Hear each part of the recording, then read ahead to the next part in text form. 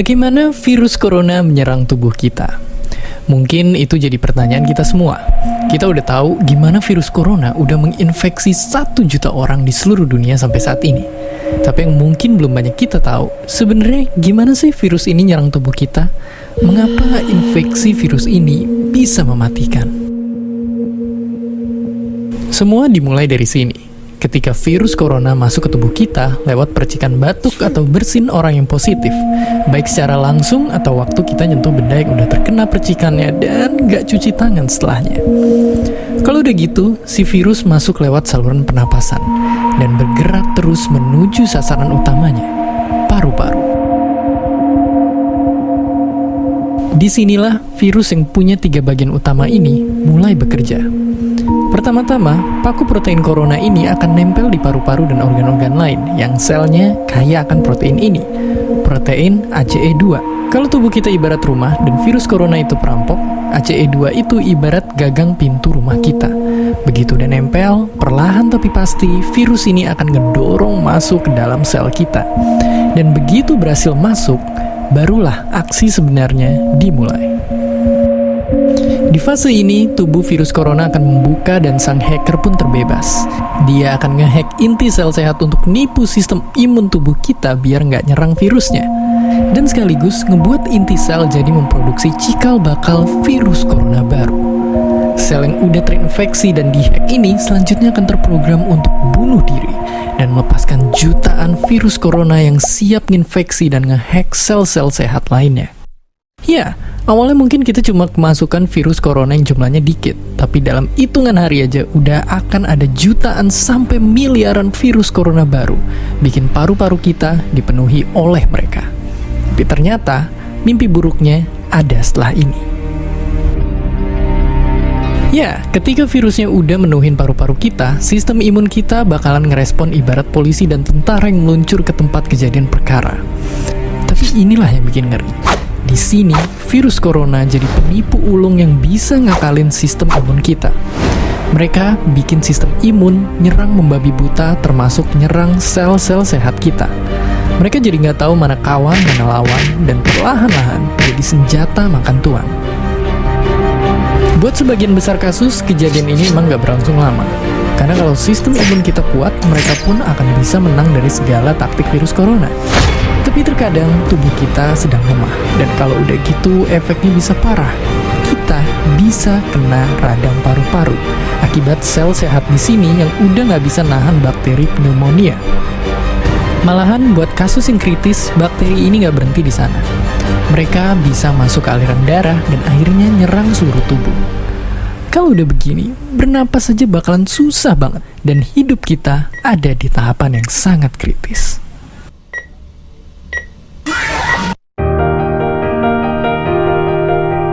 Ya, mungkin dengar fakta-fakta barusan bikin kita takut dan khawatir. Tapi ingat, kita pun punya cara buat memperkuat daya tahan tubuh kita. Makan makanan bergizi. Ya, bukan lagi sekedar 4 sehat 5 sempurna, tapi ikutilah pedoman gizi seimbang yang bisa ningkatin imun tubuh kita. Virus corona bisa parah kalau kita emang sakit. Tapi kalau tubuh kita sehat, kita punya harapan untuk bertahan. Dan seperti biasa, terima kasih. Pneumonia. Nah, Sobat Sitokain, pernah nggak sih menjumpai orang yang batuk, sesak nafas, demam, bahkan sampai menggigil? Jika Sobat Sitokain pernah menjumpai, orang tersebut kemungkinan mengidap pneumonia. Apa sih sebenarnya pneumonia itu? Menurut WHO, pneumonia merupakan bentuk infeksi mikroorganisme akut pada saluran pernafasan yang berefek kepada paru-paru. Pada paru-paru orang sehat, ketika bernafas, alveoli akan terisi oleh udara, sedangkan pada orang dengan pneumonia, alveolinya akan terisi oleh pus atau nanah atau cairan lainnya sehingga membuat orang tersebut merasakan sakit ketika bernafas normal. Selain batuk, sesak nafas, demam menggigil, orang dengan pneumonia biasanya lebih suka berbaring dengan lutut tertekuk karena nyeri dada yang dialami. Sobat Sitokain perlu tahu kalau pneumonia bisa dibedakan berdasarkan tempat mendapatkan infeksi, organisme yang menginfeksi, lokasi paru-paru yang terkena, dan tingkat keparahan. Berdasarkan tempat mendapatkan infeksi, pneumonia dibedakan menjadi 4. Yang pertama ada CAP atau Community Acquired Pneumonia. Pneumonia ini didapat dari masyarakat. Kemudian yang kedua ada HAP atau Hospital Acquired Pneumonia. Pneumonia yang ini didapat ketika dirawat di rumah sakit. Yang ketiga ada VAP atau Ventilator Associated Pneumonia. Pneumonia ini didapat ketika seseorang menggunakan mesin pernafasan atau ventilator. Dan yang terakhir atau keempat ada HCAP atau Healthcare Acquired Pneumonia. Pneumonia yang ini didapat saat perawatan kesehatan.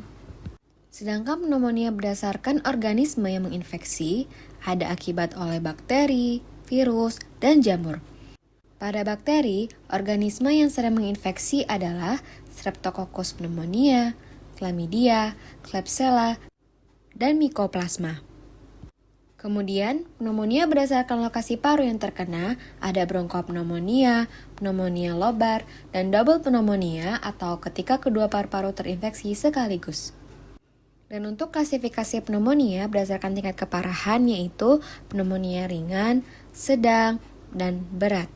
Sekarang kita akan membahas terkait tata laksana atau pengobatan pneumonia. Tata laksana pneumonia dibagi menjadi pasien rawat jalan, pasien rawat inap non-ICU, pasien rawat inap ICU, pasien dengan kecurigaan infeksi Pseudomonas, dan pasien dengan kecurigaan infeksi MRSA.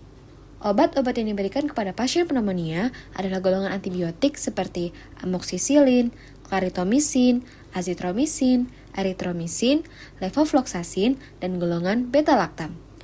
Dokter juga dapat mempertimbangkan obat lainnya seperti pereda batuk, anti nyeri, dan obat-obat lain bergantung pada tingkat keparahannya. Sekian.